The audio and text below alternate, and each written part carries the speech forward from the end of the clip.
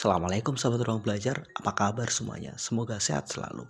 Ketemu lagi dengan saya Eko Prastyo, selamat datang di ruang belajar. Apa jadinya jika seekor monyet diajarkan dan dilatih menjadi seorang perenang?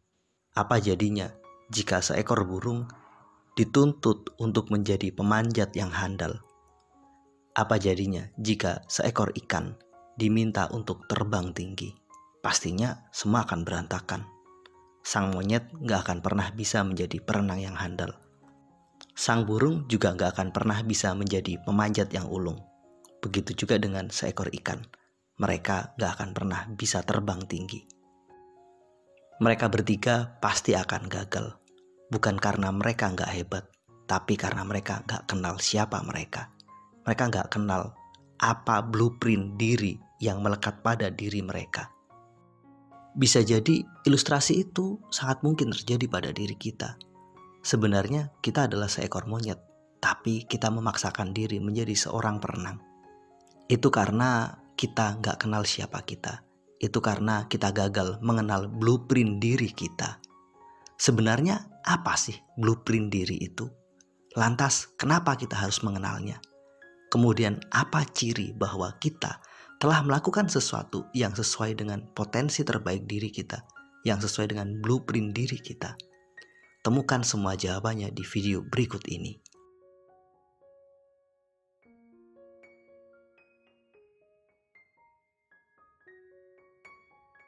Sebenarnya apa sih blueprint diri itu atau cetak biru diri kita? Istilah blueprint sangat lekat dengan istilah manajemen. Ini mengacu pada sebuah perencanaan yang detail tentang kerangka kerja yang bisa menjadi acuan buat kita menentukan tujuan hidup, menentukan tindakan, apa yang boleh dan apa yang gak boleh, menetapkan target yang ingin diraih di masa mendatang.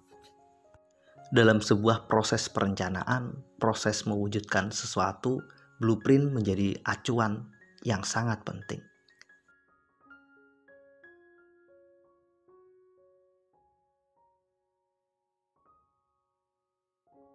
Dalam konsep diri, kita yakin dan percaya Tuhan ketika menciptakan kita, ketika kita terlahir di dunia, pasti punya rencana, pasti punya tujuan, pasti ada tugas yang hendaknya kita lakukan ketika kita lahir di dunia ini.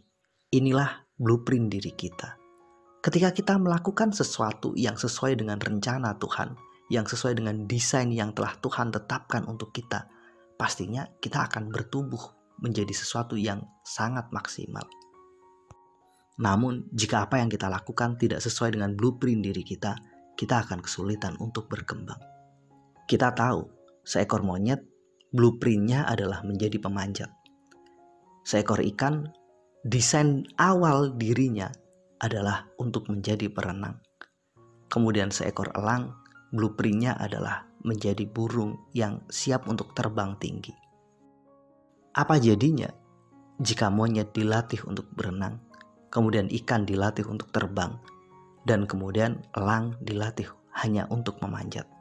Pastinya mereka gak akan berkembang. Karena apa? Proses itu tidak sesuai dengan blueprint yang melekat pada diri mereka. Di titik ini, mengenal blueprint diri itu sangat penting. Kenapa? Agar kita mampu bertumbuh dengan sebaik-baiknya.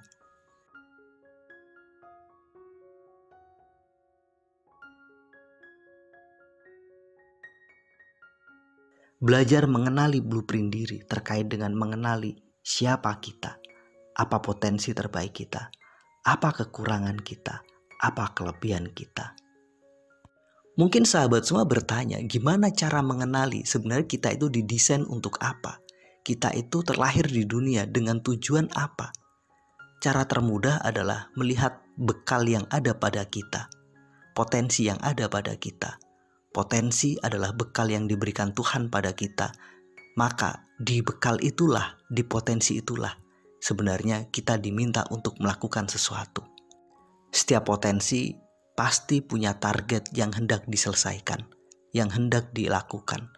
Maka pahami potensi kita dan latihlah sehingga dia bisa memberi manfaat. Proses kita memberi manfaat, itulah proses kita sedang menjalani blueprint diri kita.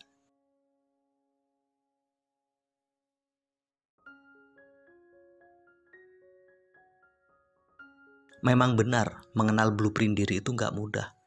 Kadang kita terjebak pada bias, seolah-olah kita mengenal diri kita, seolah-olah kita mengenal potensi kita, bakat kita. Tapi ternyata itu bukan. Itu hanya bayang-bayang semata. Itu hanya terkesan seolah-olah itulah blueprint diri kita. Contoh simpel, kita dapat melihat fenomena salah satu peserta Indonesian Idol 2023, Nyoman Paul. Dulu dia adalah seorang pesepak bola. Kemudian ia menekuni passion itu, mengembangkan bakatnya. Tapi ternyata dia juga punya potensi yang lain, yakni sebagai seorang penyanyi. Suaranya sangat merdu. Kemudian potensi itu terasah dalam ajang Indonesian Idol yang baru saja berakhir beberapa waktu yang lalu. Ini menunjukkan bahwa Paul di awal terjebak pada sebuah bias. Ia mengira potensi terbaiknya adalah pesepak bola, tapi ternyata tidak selalu. Ia pun mencoba peruntungan dan kemudian Tuhan menyeretnya, menghantarkannya pada sebuah proses. Dia menjadi salah satu peserta terbaik di Indonesian Idol. Ini salah satu contoh yang mungkin dapat kita lihat di media. Bagaimana dengan Anda? Memang ada kalanya kita itu terjebak pada bias-bias tertentu. Kita mengira itu potensi kita, tapi sebenarnya tidak selalu. Bisa jadi itu hanya pelengkap, bukan potensi terbaik kita, bukan potensi utama kita. Jadi kadang memang butuh proses untuk mengenal blueprint diri, tapi coba saja, lakukan. Ambil waktu untuk merefleksikan diri, untuk mengenali lebih dekat siapa kita.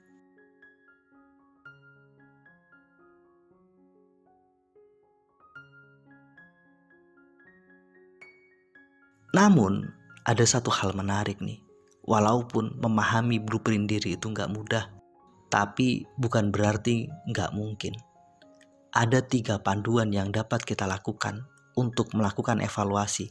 Apakah apa yang kita lakukan ini benar-benar sesuai dengan blueprint diri kita atau tidak? Pertama, kita nyaman melakukannya. Jika kamu menemukan kenyamanan ketika melakukan sesuatu, maka bisa jadi patut diduga kamu sedang melakukan sesuatu sesuai dengan desain dirimu, sesuai dengan blueprint yang melekat pada dirimu. Ciri kedua adalah potensimu tumbuh dengan sangat cepat. Ketika kamu melakukan sesuatu yang sangat nyaman, kemudian skillmu, keterampilanmu benar-benar tumbuh dengan sangat cepat, kamu mampu bersaing dengan sangat baik, mungkin bisa jadi menjadi salah satu yang terbaik. Bisa jadi di titik ini, kamu sedang menjalani hidup sesuai dengan blueprint dirimu. Kamu nyaman dan kamu punya skill. Ini adalah ciri keduanya. Dan ciri yang ketiga, kamu tidak terbebani dengan apa yang dilakukan oleh orang lain. Kamu tidak punya rasa iri dengan apa yang dilakukan orang lain. Kamu juga tidak ingin melakukan seperti apa yang mereka lakukan. Pendek kata, kita tidak menjadi seorang follower. Kita mampu menjadi kreator. Kita mampu menjalani sesuatu dengan nyaman, kita mampu bertumbuh dengan sangat baik, dan yang terpenting, kita bukan seorang follower. Kalaupun kita mengikuti seseorang, bukan berarti karena kita ingin sama dengan mereka, tapi karena memang kebetulan kita melakukan hal yang sama. Mungkin kita bertanya, kenapa kita harus mengenali blueprint diri kita? Alasannya simpel. Pertama, agar kita benar-benar mampu bertumbuh dengan baik. Potensi kesuksesan itu dapat kita raih jika kita melakukan sesuatu sesuai dengan blueprint diri kita. Jika kita melakukan sesuatu sesuai dengan desain yang melekat pada diri kita. Namun, jika kita melakukan sesuatu yang jauh dari kemampuan kita, dari potensi kita, maka di titik itu sangat mungkin kita akan bertemu dengan banyak hambatan, banyak masalah yang membuat kita mengalami kegagalan. Ini mirip seperti ilustrasi sebelumnya. Seekor monyet dilatih untuk berenang. Mungkin bisa, tapi nggak akan pernah menjadi pemenang. Hal terpenting yang harus kita sadari, potensi kegagalan itu sangat besar dilakukan oleh orang-orang yang melakukan sesuatu tidak sesuai dengan blueprint dirinya, tidak sesuai dengan potensi terbaik dia. Maka di titik ini, jika kamu mungkin sering mengalami kegagalan, bisa jadi apa yang kamu upayakan tidak sesuai dengan blueprint diri kamu. Coba pahami, renungkan itu. Mudah-mudahan video ini bermanfaat. Sampai ketemu pada video kami berikutnya. Terima kasih telah menonton. Assalamualaikum warahmatullahi wabarakatuh.